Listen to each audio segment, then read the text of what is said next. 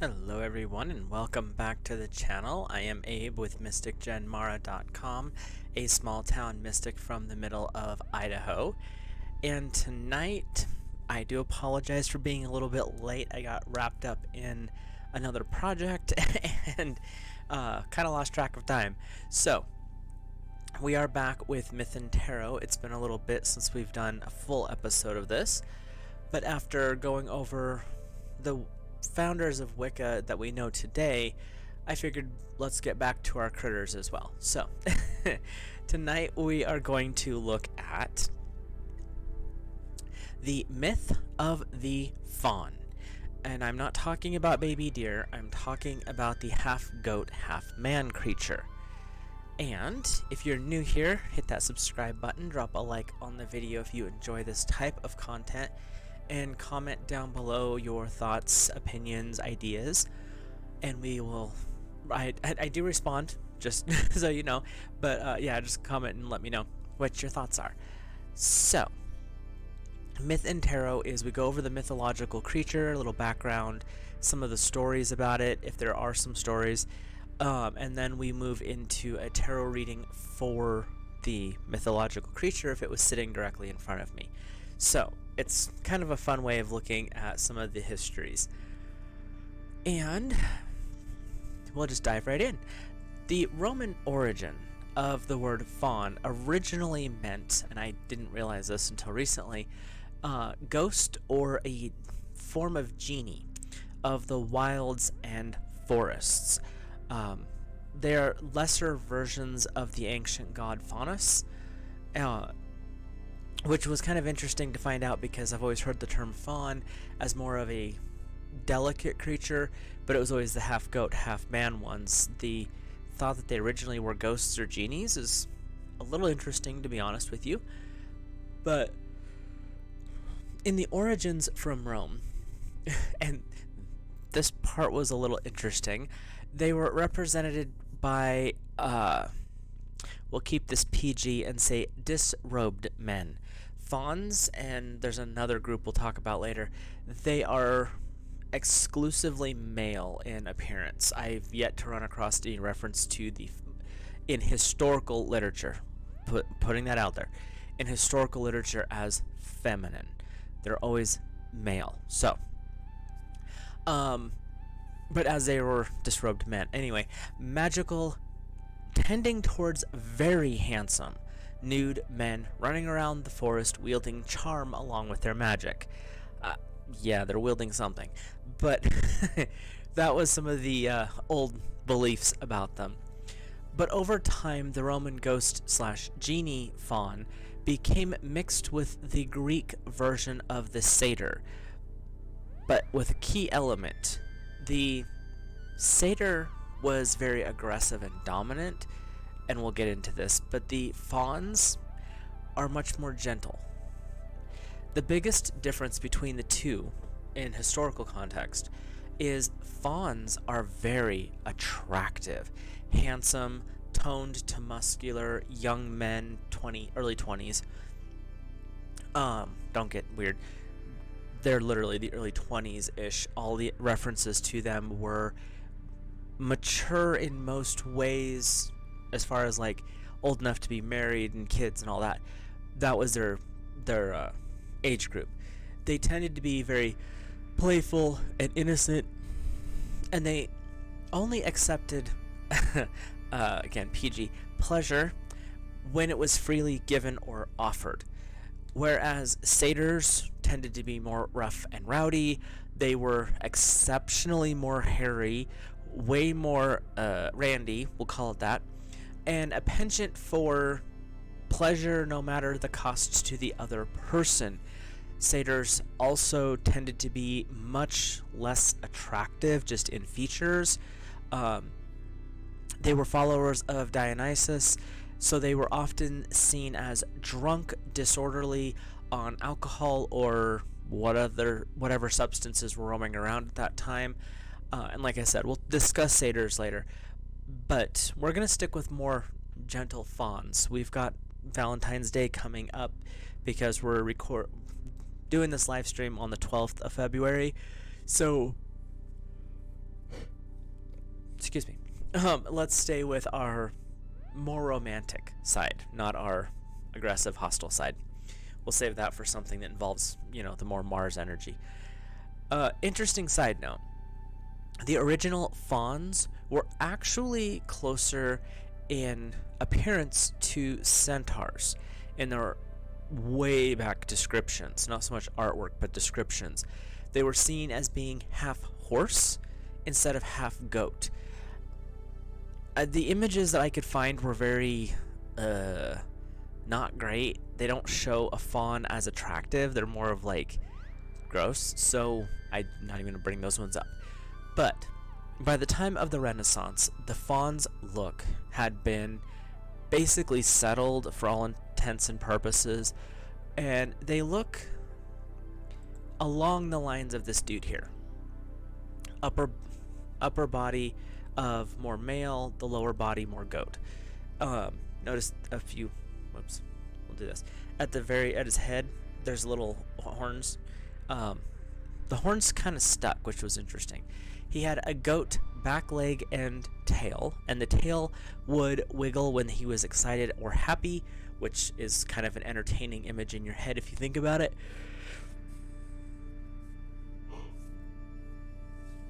Goat horns, as I pointed out. And the other thing that was interesting is if you look closely at his ears, they're pointed goat-like ears. And with fauns, they had very light spatterings of hair on their human parts, and it was very, like I said, patchy. It wasn't like the satyrs tend to be much more hairy and kind of gross, but these guys were more delicate. I guess if you were using the modern term, they would be more twink-ish, but very attractive, not very hairy, much more gentle than some of the other critters, especially in this time period. I'm bored. I just lost my place. The Renaissance people decided that fauns should be more along the image of Pan, one of the ancient Greek gods. And so let's go on a journey. And the reason I'm doing this way is the information about fauns, what I've described, is pretty much what you'll find. There's not too much out there until you get into the metaphysics, or if you start wandering down role-playing games. Weirdly enough, they do show up in D&D, but they're not primary characters. You can like pick one up, but it's not as common as some of the other creatures because they're not known to be warriors.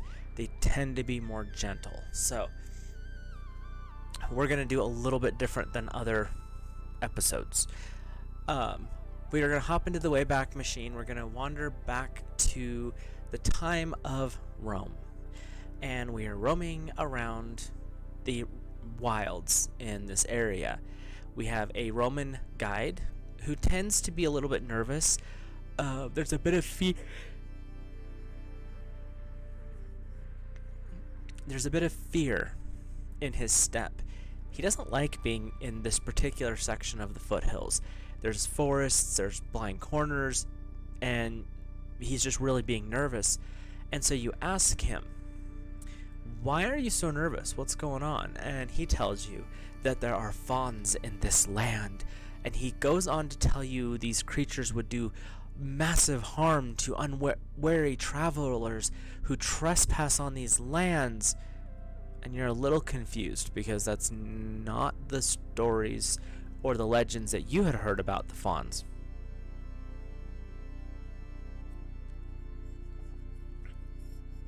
Seriously, GT's Synergy Kombucha, best thing as far as drinks. Anyway. And you kind of shrug it off, like, not a big deal. He's got his fears and superstitions, whatever.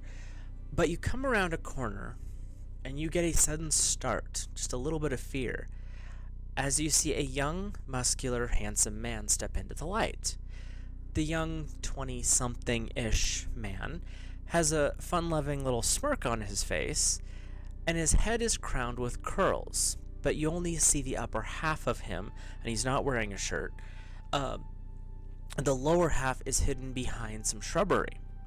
Your guide sees him, lets out a yelp, takes off running, leaving you to figure this out on your own. This young man steps out onto the path, and you see that the lower half, the part that had been hidden by the shrub, is goat-like in appearance. The faun looks very confused as he watches your guide disappear in the distance. He has this really weird look on his face. So you're starting to now pay attention to what's standing before you, and you notice that he has pointy ears. And then you notice that there's little horns sticking out of his head, just poking out amongst the curls. And now you're nervous. But the faun shrugs his shoulders like, whatever, that guy's out of there. And he directs your attention to a path and says, this is the way to the next town. You are not going the right direction. It would have taken you 3 times longer. You feel oddly okay. His presence just puts you at ease. And so you decide to follow the faun as he wanders off on this other pathway. And you follow, and you start to visit with him, just general conversation, and it comes to a dawning reality that this faun is very helpful. He's telling you about different plants, which ones you can eat, which ones you can't. Don't drink that spring because it's been poisoned. Drink this one over here. And he leads you out of the wilds.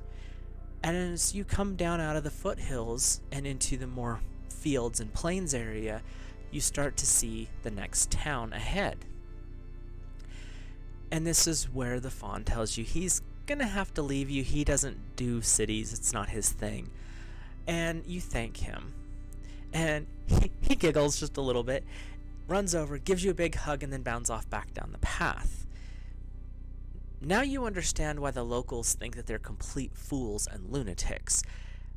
But the reality is much more simple. They live in the moment. They don't worry about the past. They don't worry about the future. They just exist. They have fun. They don't want to be controlled or contained, and they're not going to do things that hurt other people. It's not in a faun's nature. Fauns, popping back up to the front here, or to our time, fauns are the wild spirits of the forests. They can be a bit mischievous, but it's always in an innocent way. It's kind of like a 3-year-old telling you a knock-knock joke or a fart joke, basically. They don't see stuff as offensive. They just laugh about it because they're very simple in their humor. That doesn't mean that they're stupid. They're not going to take life seriously. And I have to say, I kind of appreciate that about the fauns, because most of the stories about them come off as being very almost foolish, almost stupid in their placement, but they're not. They're actually just very not worried about the history or the nonsense. That's not their thing. Unlike the Greek satyrs, the fauns are not as they have their urges, but they're not as, we'll go with randy, as the Greek counterparts. That doesn't mean they didn't indulge, but the satyrs, that was their focus. The more they drank, especially, the more over the top they got. But the fauns are more just like having fun. If it feels good, do it, but they're not going to do stuff to hurt other people. The fauns became, over time, symbols of peace and fertility. Of course they would. And you can call upon their energy today using a small statue in the bedroom that has been blessed however you choose to bless it. Will help aid in fertility. You can have a statue that has been blessed for peace to help soothe the energy in a home. With the more peaceful ones, set the statue amongst your plants, and there's a reason they like to be out in the wild. If they're inside, put them next to your plants, and toss a rose quartz or 2 next to him to help soothe the energy. Now, if you have him in the bedroom for fertility reasons, you could use things like garnet, ruby, stones that more focused on that department is a good ones to have with him if you work with crystals. The energy of the fawn is very fun-loving. They live in the moment. They think of it as a golden retriever. They're just happy to exist. They're happy to be around you. They don't have worries. They don't have cares. They're just a constant state of happy, bubbly stuff. Their energy can brighten a room or a household, depending on how your living situation is. But don't get distracted by their games, or you could lose a lot of time dancing and playing. That's part of their the downsides of them, is they don't believe in responsibility, so you could lose track of time really easy hanging out with the fawn. The fawns do like music, and they have been known to play a flute. And music, especially flute, panpipes, are good ways to bring their energy in as well. Fawns aren't really forgotten. Like I said, they're not as common as some of the more aggressive, dominant creatures that we've talked about, but they do show up in more modern times. Mr. Tumnus from The Lion, the Witch, and the Wardrobe by C.S. Lewis really brought their magic into the modern world. And if you personally, the movie had The Lion, the Witch, and the Wardrobe had some good bits and pieces about Tumnus, but when you read the actual book, it really broadens the character more so that you can actually understand. They did a good visual, I will give him that, in the movie, but the book shows more about what Tumnus does. I won't go into detail there, because if you haven't seen it or haven't read it, you should. But I won't go into detail about what happened, but in the book it really talks about how it went completely against his nature to do some of the things that he did. Now you know more about why that went against his nature. It does not fit for the fawn to be like that. H.G. Wells, amazing science fiction writer from back in the day, also wrote about fawns in his Time Machine, but he only references them more about statues and images. It's not so much that they're still hanging around. But fawns also showed up in some very interesting places, and I'd forgotten about this because I played this video game when it first came out. I think it was on PlayStation 1. We will not talk about how long ago that was. But it was Spyro the Dragon, or Spyro, I call him Spyro. He has a fawn by the name of Elora helping him out throughout the game, and it totally didn't connect when I used to play the game that what Elora was. So I was doing some research into fawns, and I was like, wait a minute, and it clicked. I did know who that was.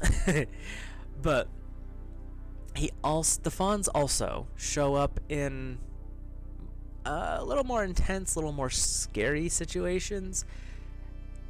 And this one is an interesting place to put a fawn. Not quite the way that they should be portrayed, but considering the source, I'm not going to argue, because he did an amazing job. And that is Del Toro's film Pan's Labyrinth, which has the big scary looking fawn that helps the young lady. That was probably one of the darkest versions of a fawn I've ever seen.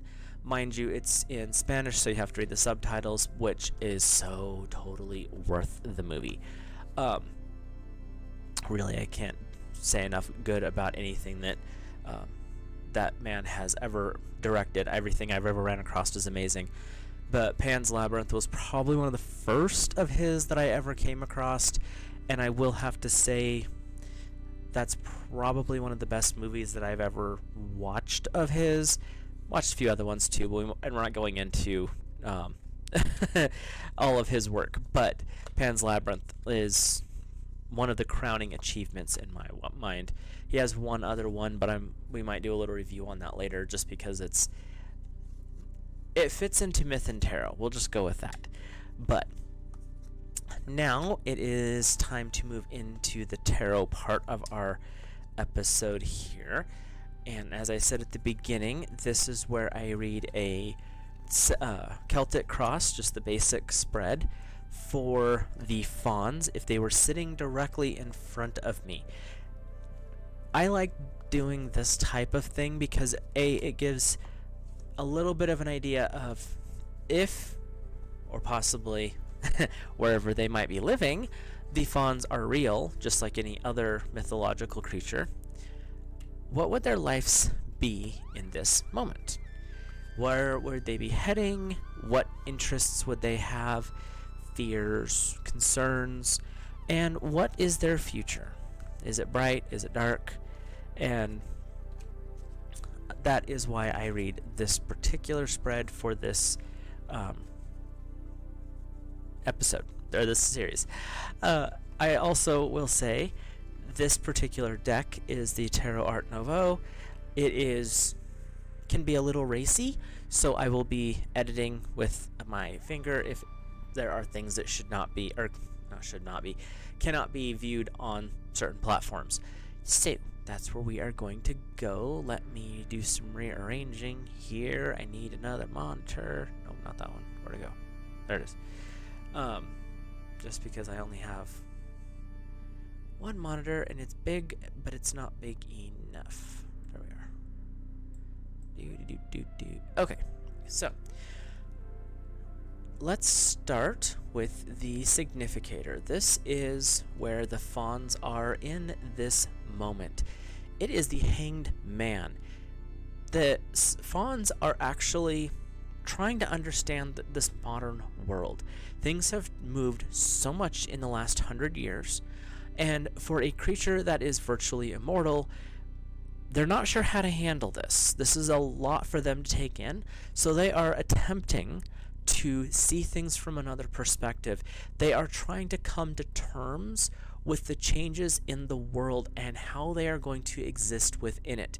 The Hanged Man is a card that describes changes, viewpoints from others' perspectives, and the fawns they don't want to take life seriously, but the current world, they're trying to find ways to influence us to have more fun, relax, and not take things so seriously.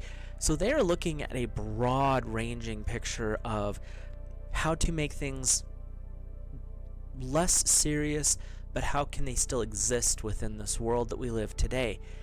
They're not hyper-dominant, they're not hyper-aggressive, they just want to exist, but they've kind of been forgotten over time, not fully, obviously, but they're not held in the esteem that they used to be held in.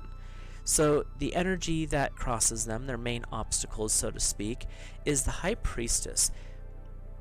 They tend to be amorous, and it was said multiple times in the research that I was doing that their partnership, it didn't matter, male or female. So the High Priestess, it's this female dominance, and it's not so much dominance, but more of wanting to chain them down. Like, we want to be in a relationship, and a fawn is not someone who's going to just jump into that. They have to really have that urge. But you're also seeing a lot of religious dogma that is chasing them out.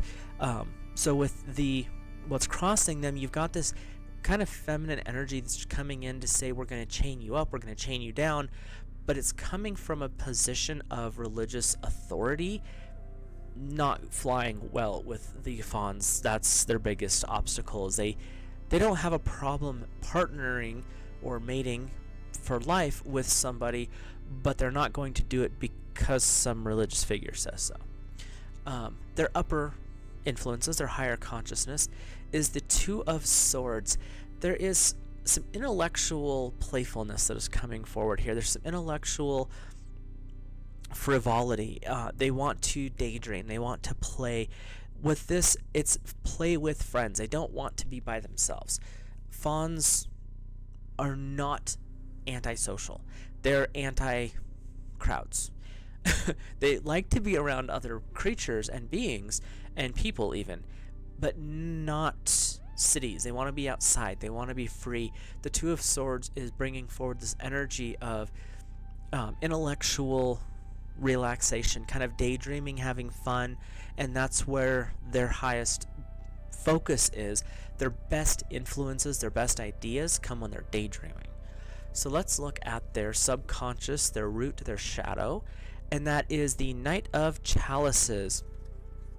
The emotions that are buried within a faun are the things that are probably the most uncomfortable for them. They try to hide and run away from these darker energies, these darker emotions, because just because their focus is on the fun, the light, and the happy, it doesn't mean that they don't acknowledge that the other side, they just don't want to deal with it. And that is creating a shadow that's coming forward right now. And with the Knight of Cups, I completely lost the name of the card.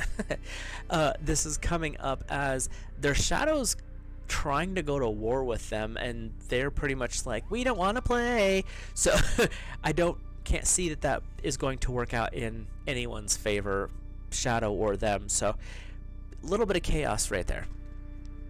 Their immediate past, again, virtually immortal, so the last 100 years or so. The Five of Swords. There's been a lot of sorrow. They've been forgotten. They are feeling grief for loss. Loss of their memory, people remembering them, loss of the commitment and the interest to being outdoors and finding that inner child, that inner freedom. It saddens them to see how people have forgotten how to go out and just be, how to set down their mantle of responsibility and go play. And that sadness is carrying over into their modern world. That's why they're looking in their self as the Hanged Man. Their higher self is the Two of Swords, saying daydream, have fun, but their shadow, that Knight of Chalices, is really wearing them down because their history has not been the greatest. Their immediate past has been very sad, forgotten, really not great, because it's showing that people have forgotten what it means to go out and be innocent and have fun. Their immediate future is the Three of Swords. There's a little bit of hope, but there's also some skepticism coming forward. The hope is, well, one day people will catch up and we can be friends and we can go out and we can listen to music and we can play and we can dance and frolic and other things in the woods again. But there's a little bit of skepticism, not sure if humanity, specifically, they're being really focusing on humanity with this, if humanity is willing to work with them, be around them, or if they're just going to try to dominate them. And that's the part that has them a little bit concerned. They don't want that kind of overbearing control. They want to have fun and they want to kind of just do their own thing, but they would be more than glad to have you along for the ride. So their current attitude is the Knave of Wands. We're getting into some fire energy here, and the Knave of Wands is showing their attitude is almost stoic, but their passion is overriding it. So they want to be more serious, and they can for a short period, but after a moment they're going to boil over and be bubbly and giggly, and their devil may care attitude is going to come back, because that is who they are. They are not serious. They're not focused on, today I have to go to work, and today I have to pay this bill, and tomorrow I'm going to go get groceries. They're like, the goddess and the god are going to offer us whatever we need. What are you worried about? Let's go have fun and party. They take it a little bit too far, but that is where they're at. The Knave of Wands, it's working with their passion and creativity, and they're trying to rein themselves in, but it doesn't fit. It's not working so well because that's really not who they are. Their immediate environment is the Knight of Wands. There's a lot of forward movement. Their passions are what drive them. This particular knight is one of the more active ones. His horse is reared up. He is ready to go. There's a lot of energy in this card. I mean, when you look, the rider's leaned forward, the horse is rearing up. You've got movement within this So their environment is very dynamic right now. It's very forward thinking. Their awareness of the world is changing at such a rapid rate. They want to go with it. They just aren't sure where they fit. That's where their attitude and their the energy of these guys is coming forward. They want to move forward. They want to be involved. There's so much intensity, but they don't know where they fit, so they're a little bit lost. Hello, Serge. We're now looking at their hopes and fears. I'm gonna edit this one. It's the Six of Swords. Again, we're going with this a little bit serious energy coming up here. Their hopes and fears. Their hope is to get back to. Let's do this a different way so you can see this other part of this card. They're out in the woods. Whoops. You see the city kind of over here, the moon's behind it, and you've got all this energy of this lunar dancing beneath the moon. And the part that was edited is, you know, you're not wearing a lot of clothes when you're out under the moonlight dancing like that, but you're not in the city. You're out in the wild. That's where their hope is that people will reconnect with the more wild but fun part of their lives versus being so serious. The fear that's coming forward is that may be something that has been lost completely by everyone who exists now. And what they want is for us to be able to go back to that. Their hope is that they can lead us back to a more innocent time, a more childlike mindset, and a much more de-stressed existence. Their final outcome for this is the Three of Pentacles.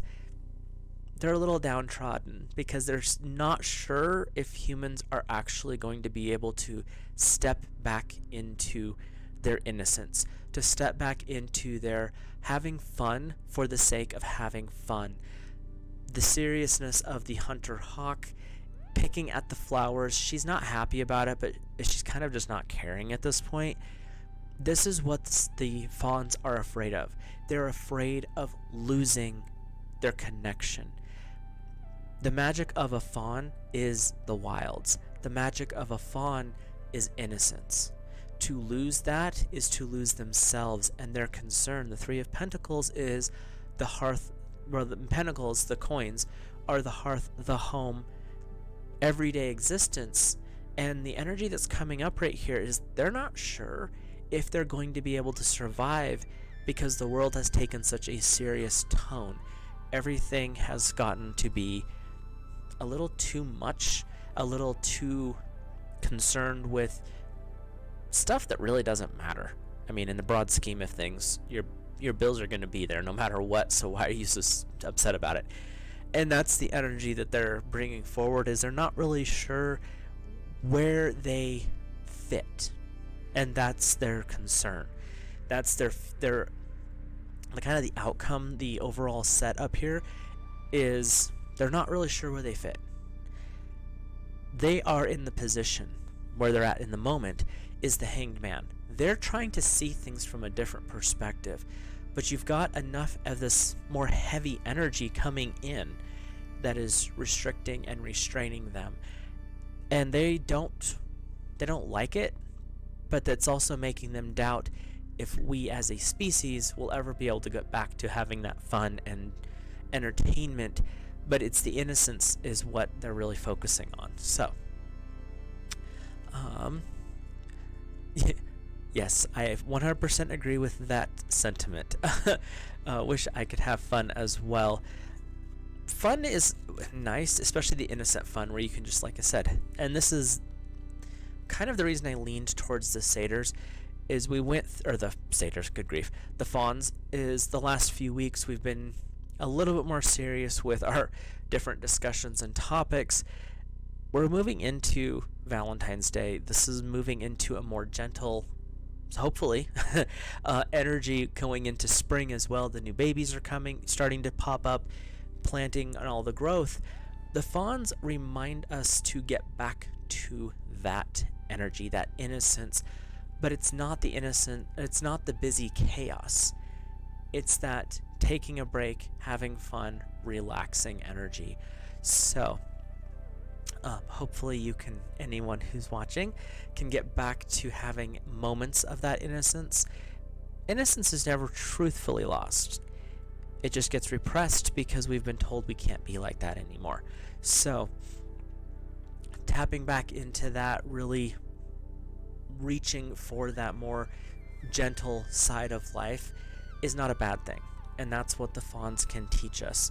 And if you decide to start working with the fawns, or you start having experiences where you start to wonder if that may not have been a fawn stepping into your world, they're trying to remind you of that innocent joy, that innocent fun that there used to be when you were younger, when you were a little kid, running around the backyard, watching the clouds, making images out of them.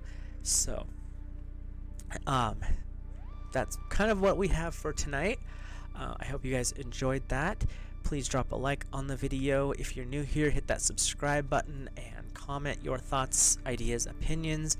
Even constructive criticism is okay as long as we're respectful. With that, I will wrap this up. Just as a gentle reminder, I am doing full video February, so every day this month I am dropping a new video or live stream. Hopefully every single day I have plans set up so I shouldn't miss any, but you never know. Life happens.